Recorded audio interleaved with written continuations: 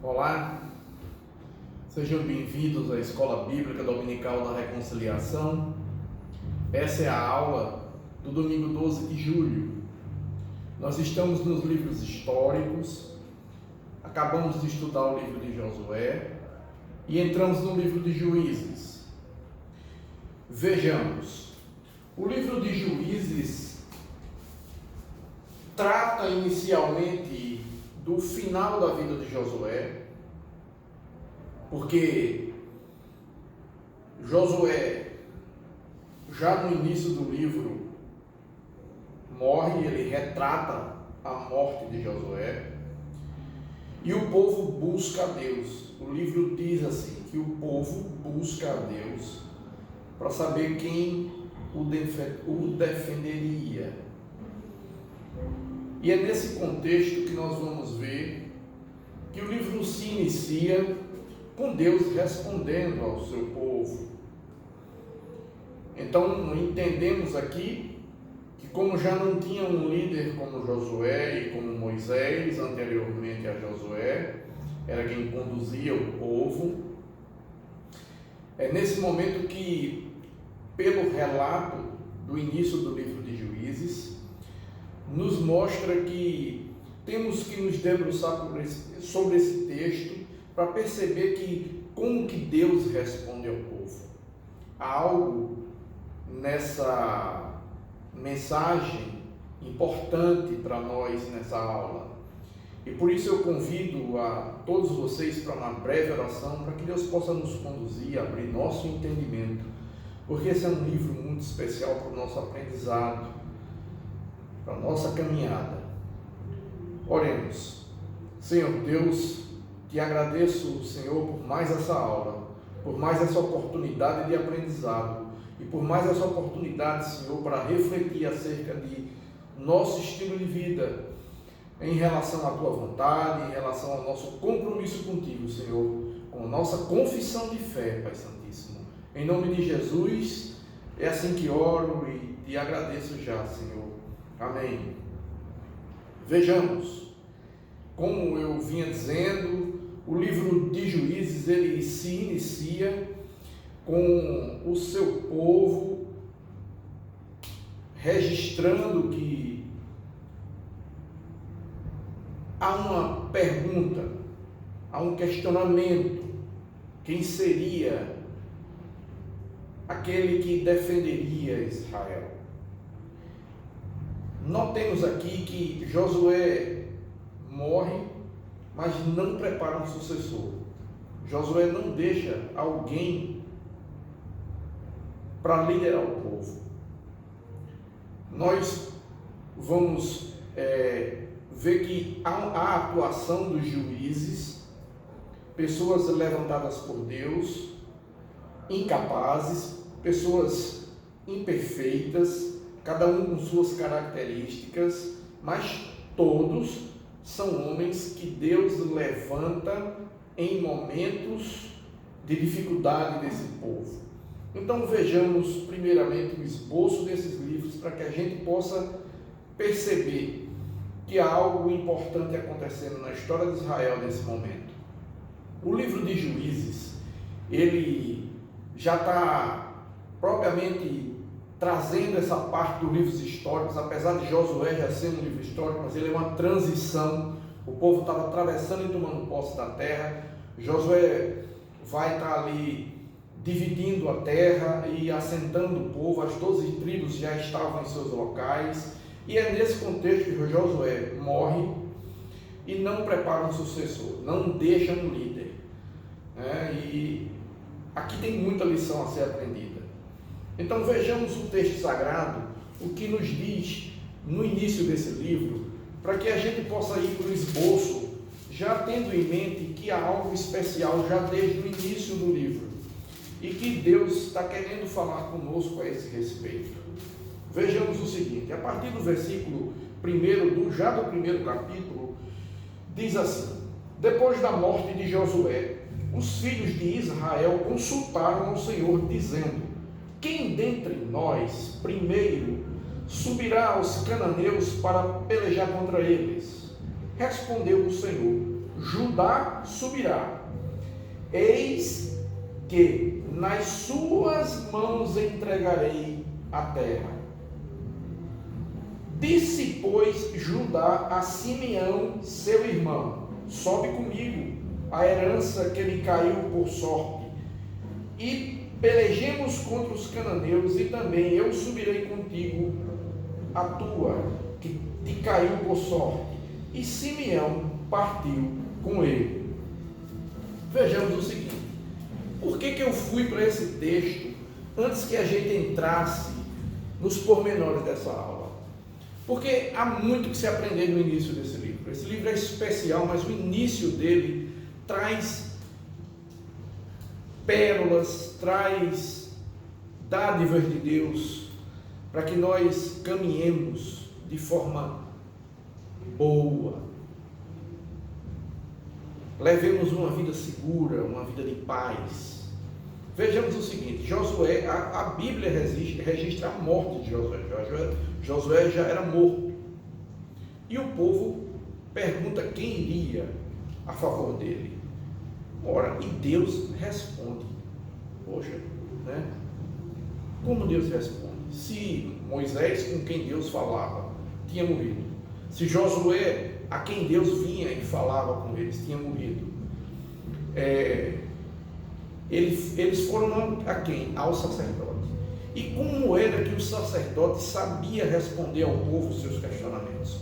Lembremos lá do Pentateuco que nós estudamos, que no peitoral do sacerdote tinha os paramentos, e tinham 2 objetos para que ele julgasse a resposta de Deus para o povo. E o Tumim e o Urim estavam sobre o peito do sacerdote. Assim diz lá no Pentateuco. Então, foi certamente através do sacerdote, utilizando esses objetos que Deus deixou para isso mesmo, para responder as questões do povo, que ele devia ter dito o seguinte, que era Judá, e que daria a ele, a Judá, a vitória, colocaria em suas mãos a vitória. E o que é que Judá faz? Pede ajuda a Simeão. Ora, o que temos aqui? Temos uma cooperação? Ou temos uma fé dúbia? Veja como a sutileza pode trazer algo que parece bom, fazer o povo já começar errando. Deus era direto, Deus era objetivo. Ele diz: eu vou dar na sua mão. Então ele ia dar a Judá a vitória. Judá tinha que confiar na palavra que Deus tinha deixado. Judá tinha que confiar na providência de Deus. E é exatamente assim. Começa o livro já com essa diferença de atitude, já com esse vacilo e também com essa pouca observância aos detalhes. Obediência a Deus é algo que a gente aprende no caminhar, e nós veremos aqui o seguinte. Vamos lá o que a revista nos propõe. A revista propõe para esse estudo o livro de Juízes junto com o livro de Ruth. Eu não faria assim, mas nós estamos seguindo a revista. Eu estudaria eles separados, mas a revista traz um propósito de uni-los e mostrar que há um contraste e que há uma relação. Essa relação realmente existe, e vejamos por quê. Livro de Juízes. Vejamos. O autor do livro de Juízes não é conhecido, como também o de Ruth não é conhecido. A data em que ocorreu a história que está relatada no livro de Juízes está no período de 1375 a.C. a 1050 a.C. Como eu já falei em aulas anteriores, a linha do tempo bíblica, ela está no ano zero, no nascimento do Senhor Jesus Cristo. À medida que a gente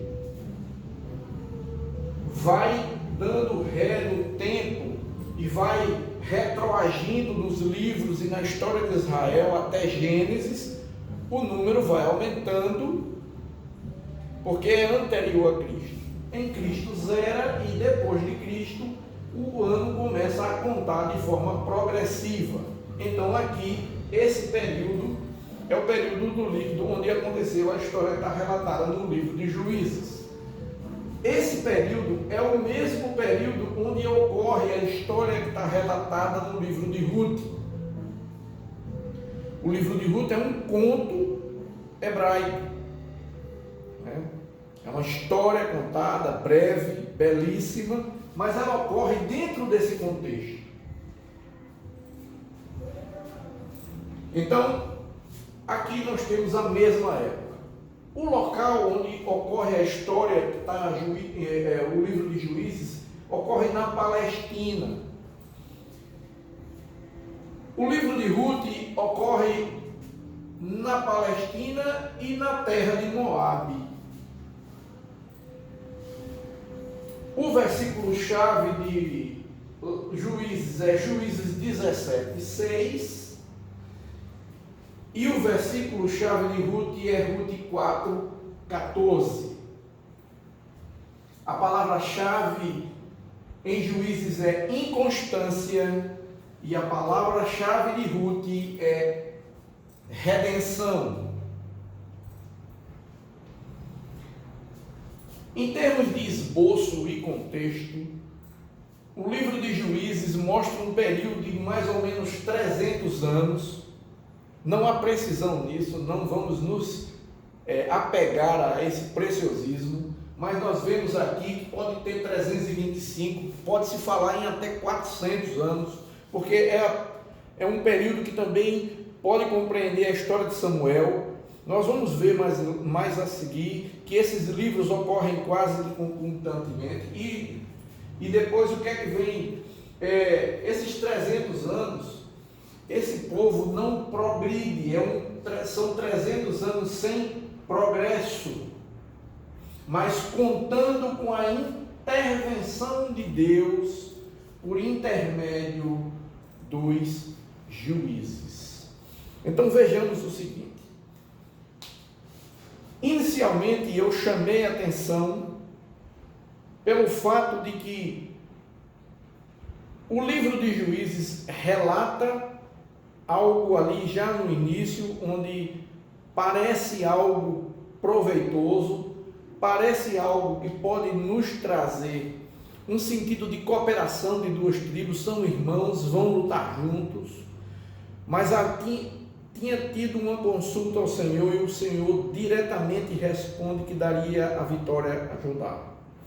E vocês vão ver que há consequências, né? Vejamos o seguinte.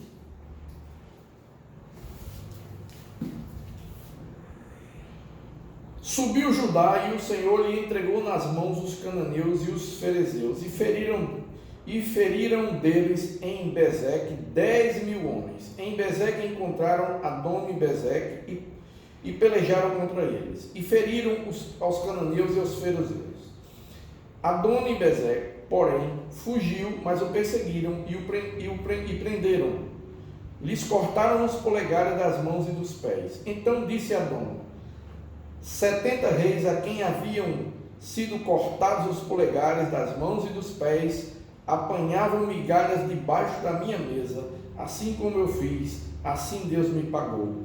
E o levaram a Jerusalém, e morreu ali. Os filhos de Judá pelejaram contra Jerusalém, e tomando-a, passaram-na a fio de espada, pondo fogo à cidade. Depois os filhos de Judá desceram a pelejar contra os cananeus que habitavam nas montanhas, no Neguebe e nas planícies. Partiu Judá contra os cananeus que habitavam em Hebrom, cujo nome outrora era Kiriat Arba, E Judá feriu a Sesai e a Aimã e a Tamai. Dali partiu contra os moradores de Debir, e era dantes o nome Debir Kiriat-Zefer. Disse Calebe: a quem derrotar Kiriat-Jefer e a tomar, darei minha filha Ascá por mulher. Tomou-a, pois, Otoniel, filho de Kenaz, irmão de Calebe, mais novo do que ele. E Calebe deu-lhe a sua filha Asca por mulher. Esta, quando se foi a ele, insistiu com ele para que pedisse o campo ao pai dela. E ela apeou do jumento. Então Calebe lhe perguntou: que desejas? Respondeu ela: dá-me um presente, deste-me terra seca, dá-me também fontes de água. Então Calebe lhe deu as fontes superiores e as fontes inferiores. Então vejam bem, os filhos do Queneu, sogro de Moisés, subiram com os filhos de Judá da cidade das palmeiras ao deserto de Judá, que está ao sul de Arade. Foram e habitaram com seu povo. Foi-se, pois, Judá com Simeão, seu irmão, e feriram os cananeus que habitavam em Zevat, e totalmente a destruíram. Por isso lhe chamam Orma. Então a gente vê o seguinte: eles cumpriram isso, eles sobem, eles conseguem pelejar contra esse povo, vence, mas você vê o seguinte: logo após isso, o relato traz que uma geração se levantou e outra geração que não conhecia o Senhor. Então vejamos, a falta de um líder e a falta de tradição. A tradição judaica era passada de pai para filho, verbalmente. O pai ensinava ao filho. No livro de Deuteronômio nós podemos ver que no capítulo 6 de Deuteronômio há um trecho onde ele diz o seguinte: as palavras que hoje te ordeno, tu as inculcarás ao teu filho, ao deitar, ao levantar, ao andar pelo caminho. Ou seja, o filho que geralmente aprendia os ofícios com o pai, que estava junto, era um estilo de criação ainda muito primitivo, então não havia o distanciamento social que há hoje, onde o pai sai muito cedo da vida do filho para trabalhar, terceiriza a educação do filho com escolas, com babás, e o que é que acontece? É surpreendido com o jeito de agir, de falar do filho muitas vezes. É o que acontece conosco. Nessa época não, o pai ensinava ao filho, e principalmente com relação à lei de Deus, como ser fiel ao Deus de Israel. Então a gente vê que uma geração se levanta que não conhecia o Senhor. Então esse é um período de esfriamento, é um período onde o povo não tem direção, é um povo inconstante. Então vejamos o seguinte: inconstância, esfriamento espiritual. Temos o seguinte: ora, se há nesse momento uma inconstância, o povo começa a se distanciar da lei de Deus, esquecer do que Deus prometeu e de que havia uma aliança entre Deus e esse povo. E o povo quebra a aliança e o povo começa a viver do jeito que quer. Então vejamos alguns contrastes destes dois livros. No lado de cá nós temos o livro de Ruth, onde Ruth é uma moabita, não é uma filha dos israelitas, não é uma mulher do povo hebreu, é uma moabita, não é? Uma mulher de um povo estranho, com o qual Deus não queria que seu povo se relacionasse, muitas vezes foi problema. Então, mais uma vez, Deus traz, não é, um estrangeiro, né? E essa é uma história onde a redenção vem pelo amor redentor do Deus Altíssimo. Então, a redenção é através do amor redentor. Os personagens desse livro de Ruth, eles vão demonstrar numa tipificação do feito de Jesus, que nos resgata, principalmente nós que éramos estrangeiros, somos gentios, né? Não temos o sangue do povo de Israel, não somos judeus, mas Jesus nos acolhe, né? E a sua obra salvadora está sobre nós também, os gentios. Então, esse é um livro de redenção.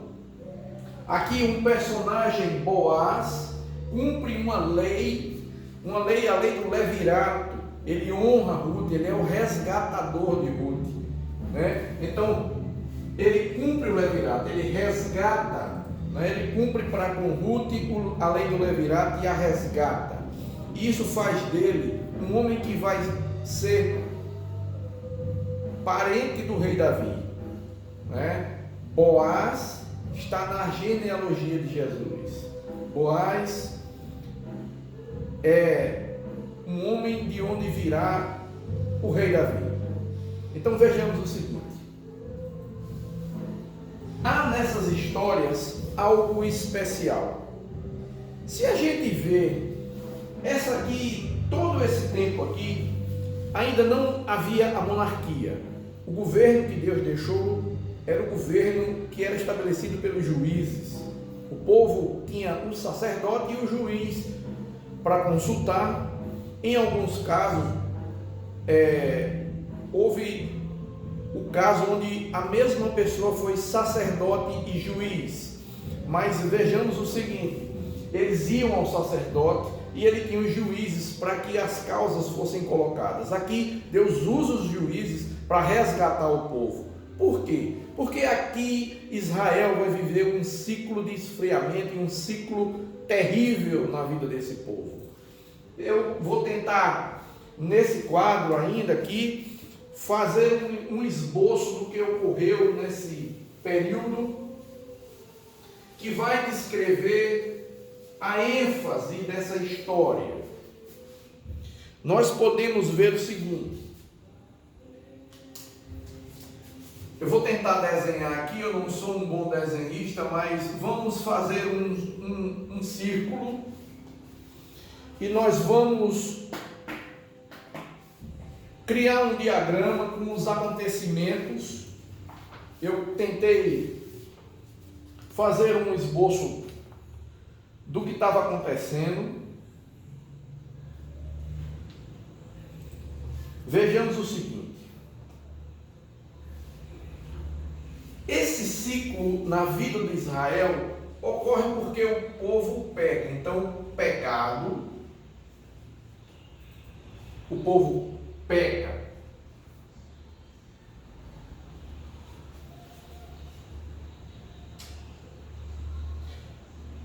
Esse pecado ocorre e começa a abrir brecha para que venha uma coisa chamada influência. Israel começa a se misturar com um povo que Deus pediu que isso não ocorresse. Então, pecado traz algo negativo, influência.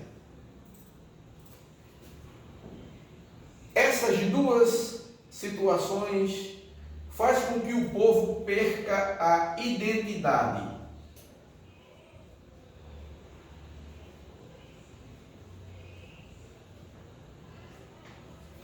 Algo que Deus passou um bom tempo reconstruindo e imprimindo sobre esse povo um estilo de vida e dando a esse povo uma identidade. Quando o povo peca e aceita a influência de outros povos, tudo corre para onde Deus não desejava. E esse povo vai sofrer. Porque aí o que é que vai acontecer? Uma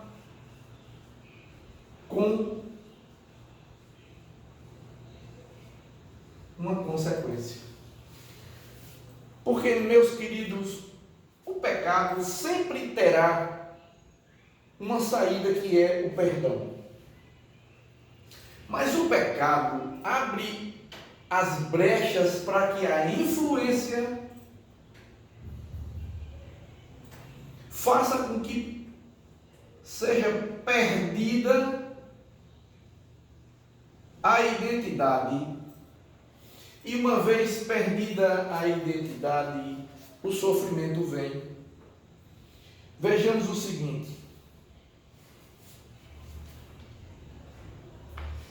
quando a consequência chega a uma percepção, o povo se dá conta, peca, é influenciado, se desorienta, porque quando se perde a identidade, perde-se a orientação. A desorientação de tudo isso traz a consequência. Quando se paga um preço alto por algo que se faz, há uma consciência de que eu estou assim pelo que eu fiz. Então, o povo que, a partir da consequência, toma consciência e vem uma coisa que a gente chama de arrependimento,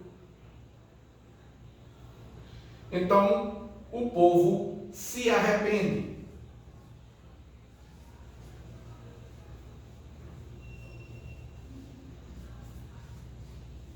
O povo se arrepende. Quando o povo se arrepende, o povo suplica, o povo clama. Então vejamos: pecado, influência, perda da identidade, consequência, paga-se um preço.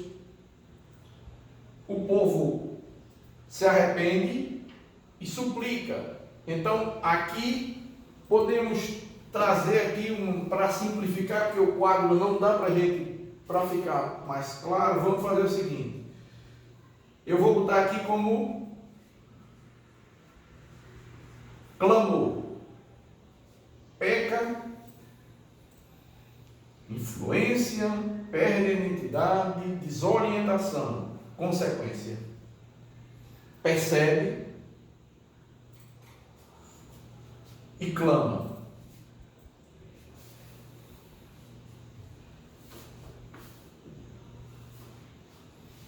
E Deus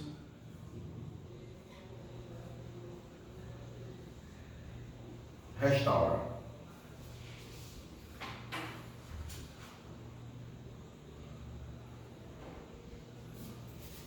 Eu vou mudar, inclusive,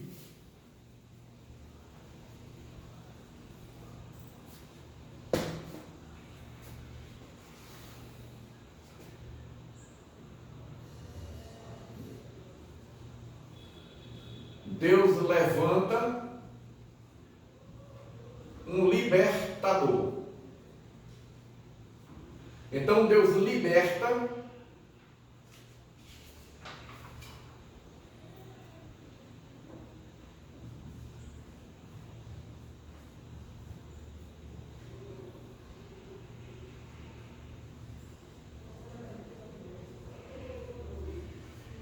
resgata a identidade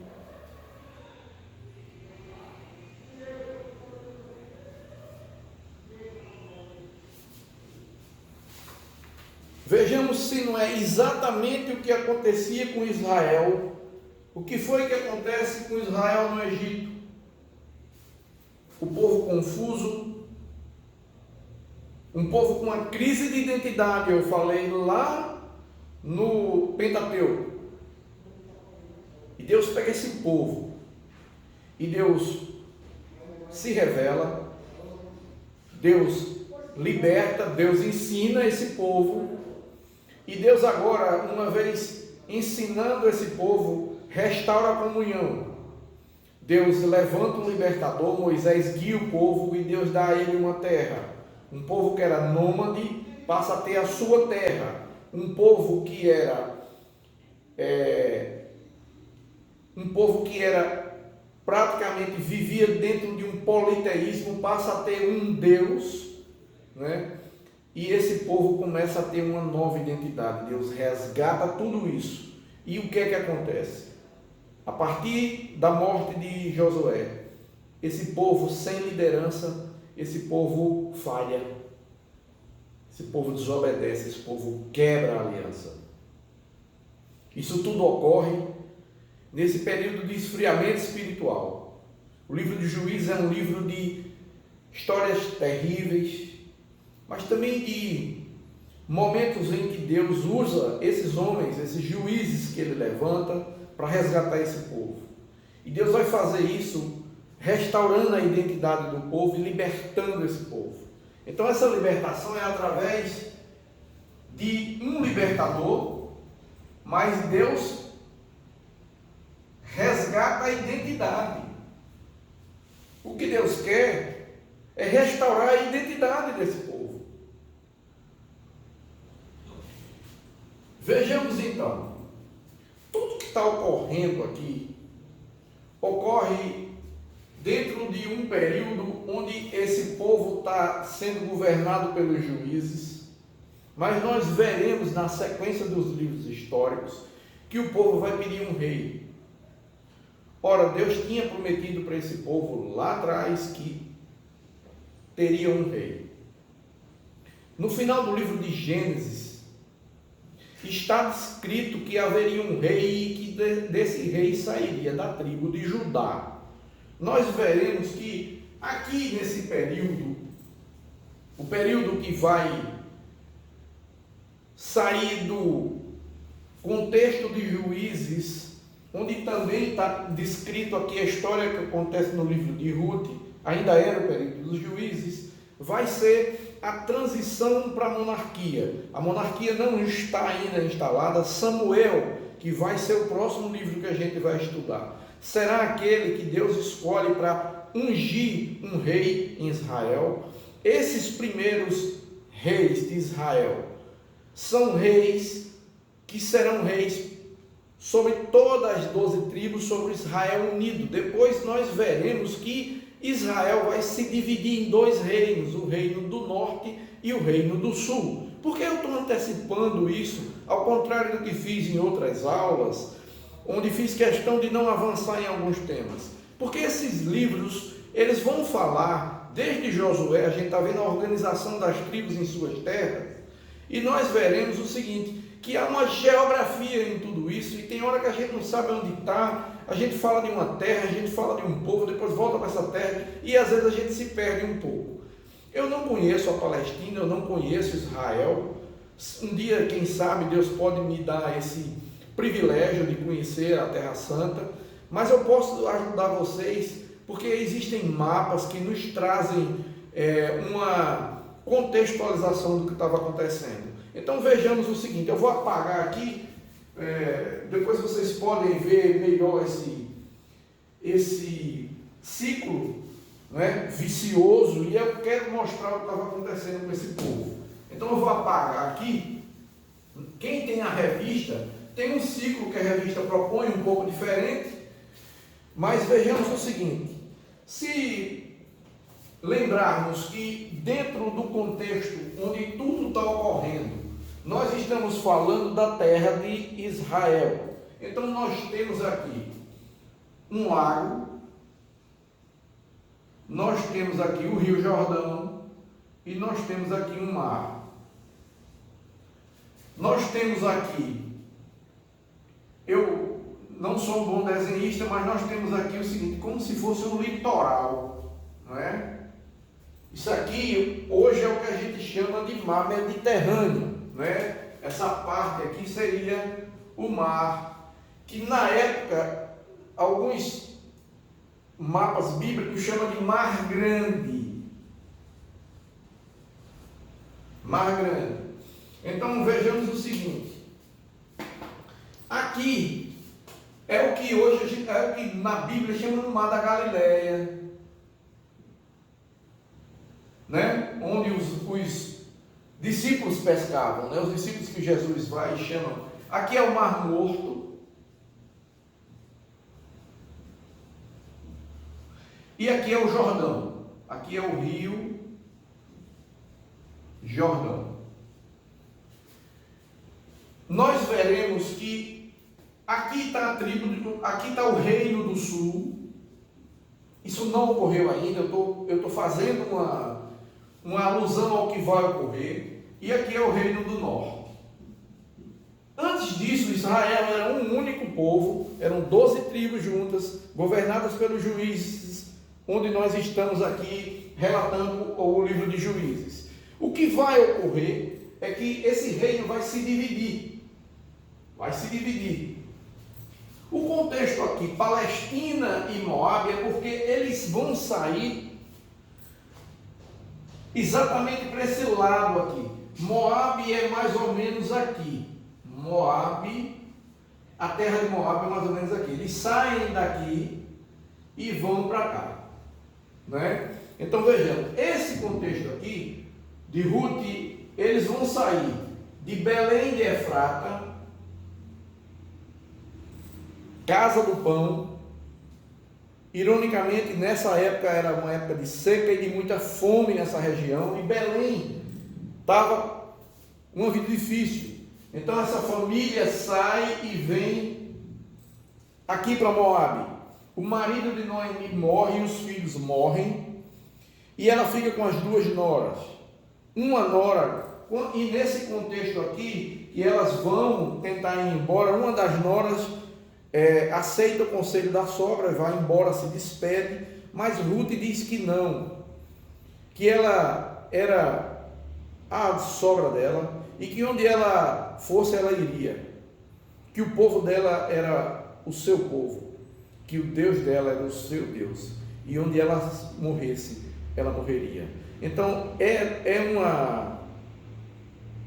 um momento de muita fidelidade e de muito amor, um amor de uma nora por uma sogra que tinha mudado seu nome, porque ela diz que o nome dela agora era Mara, porque ela estava amarga, ela estava passando um momento complicado.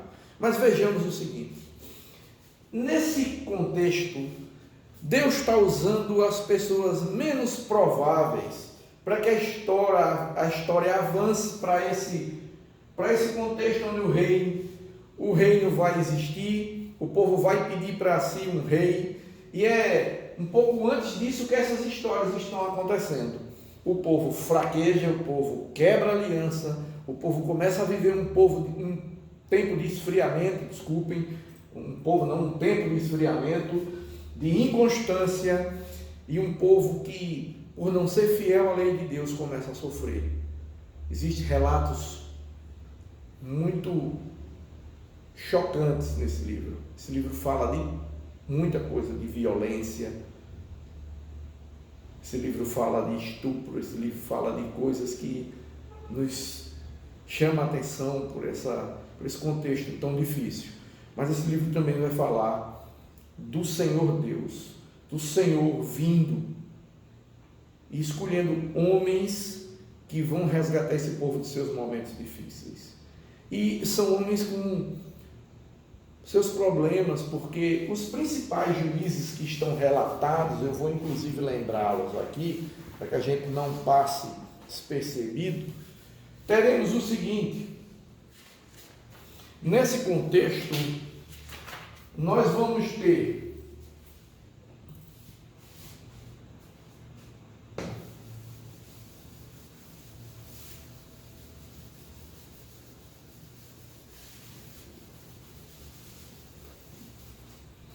como juiz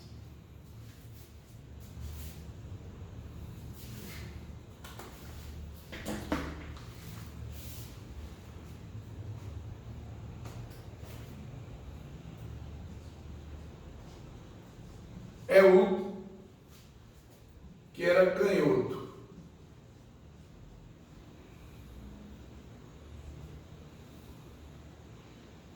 Sangar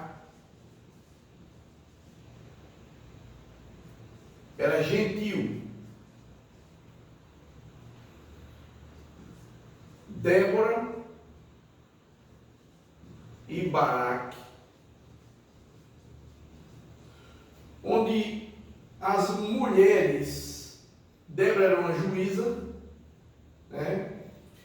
E Baraque contou com a ajuda de uma mulher. Então, mulheres, né, usadas em um momento onde a mulher era menosprezada. E Deus está aqui usando uma mulher. E temos Gideão, que era covarde. Mas Deus usa um covarde, que apesar de covarde, confiava em Deus, obedecia a Deus. Arregimenta 32 mil homens para uma batalha, e Deus diz a ele: é muita gente, e sai excluindo, vão restar 300.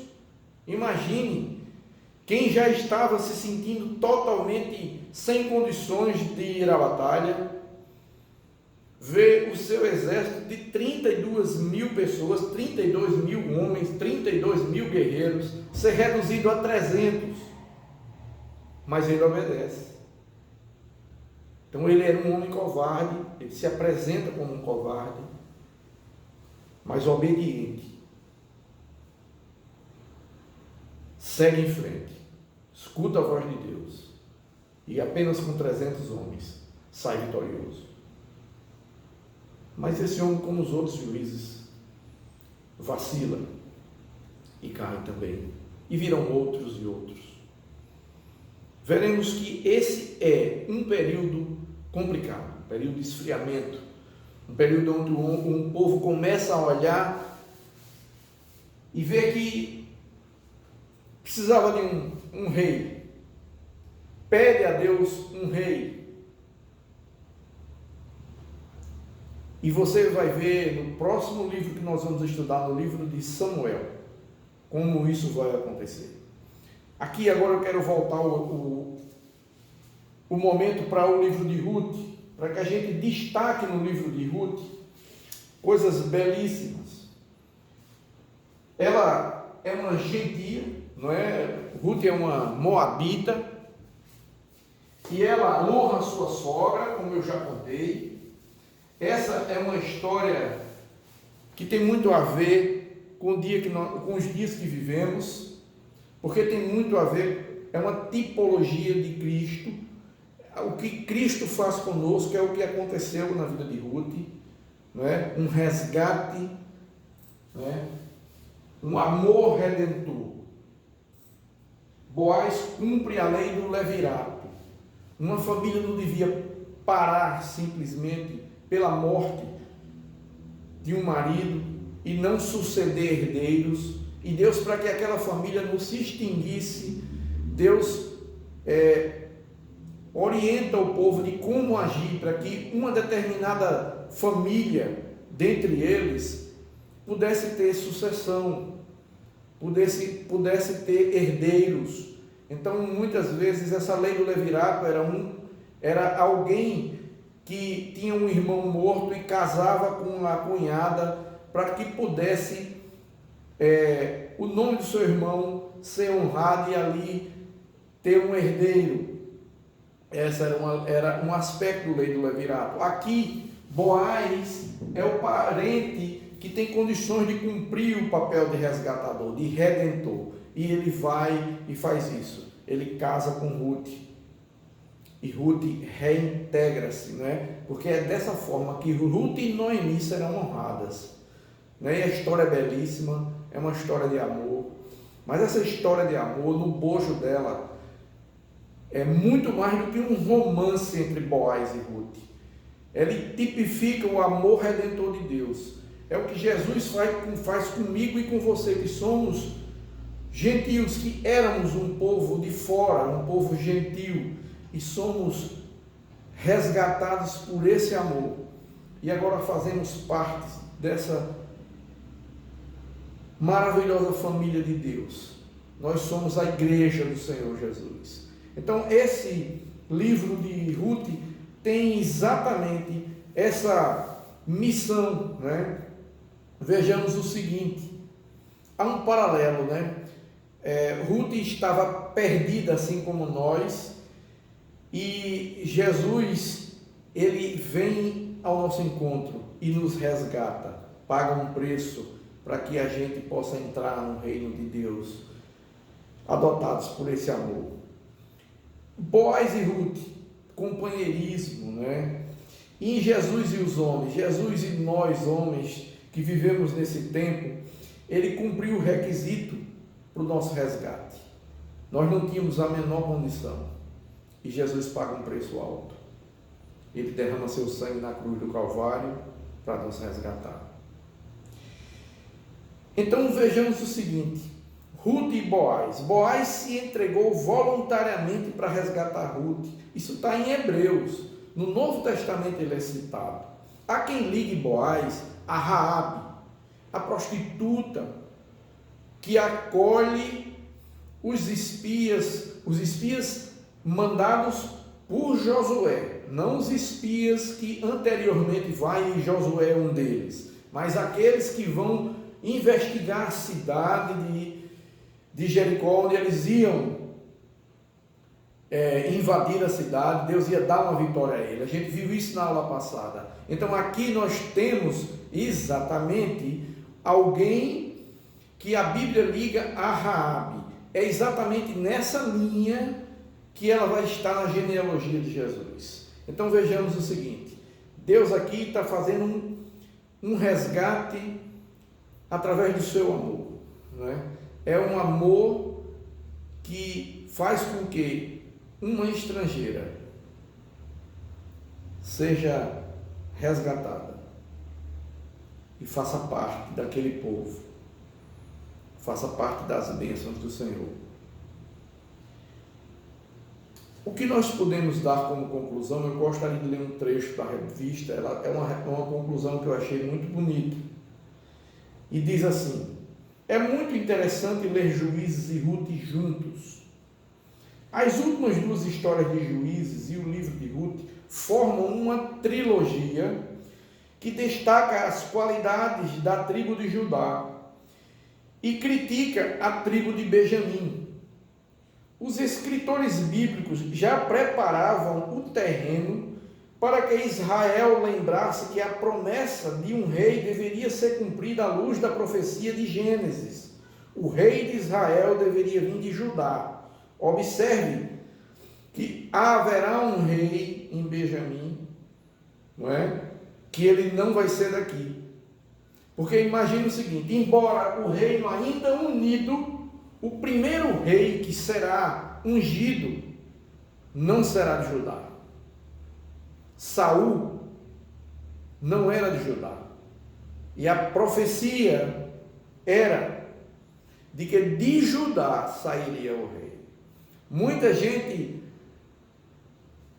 entende que só o estilo desobediente, descompromissado com as coisas de Deus que Saul vai apresentar mais para frente, veremos, são, na verdade, os motivos.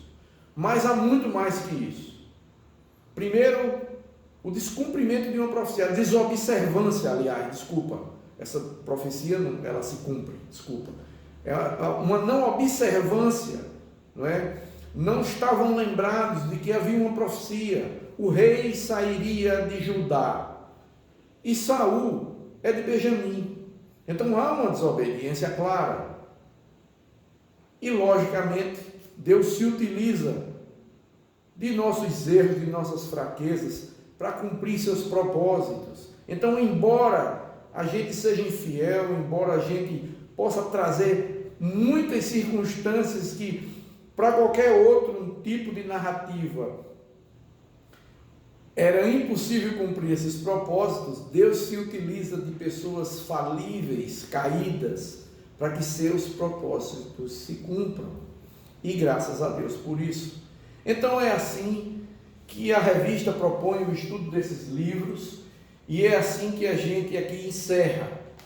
Eu gostaria de convidá-los, eu gostaria de despertar em todos vocês o interesse pela leitura desses dois livros, pois eles são muito importantes para que a gente veja períodos em que o povo de Deus viveu essas duas histórias.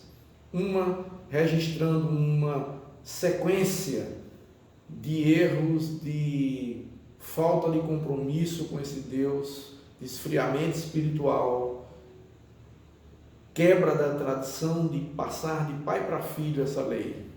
E no outro, a história de duas mulheres que estranhamente têm uma voz ativa nesse livro, maior inclusive do que a dos homens. Na narrativa de Ruth é muito mais enfática a voz de Noemi e de Ruth. É certo que Boaz e outros personagens estão ali na história, mas a ênfase está sobre essas duas mulheres. Num tempo em que as mulheres não tinham voz ativa, Deus está se utilizando dessas mulheres para nos passar uma mensagem de redenção, onde a gente vê a graça de Deus já muito claramente sendo revelada nesse livro. Deus gracioso, cuidando do seu povo. Amém? Muito obrigado. Até a próxima aula. Que Deus os abençoe. Amém.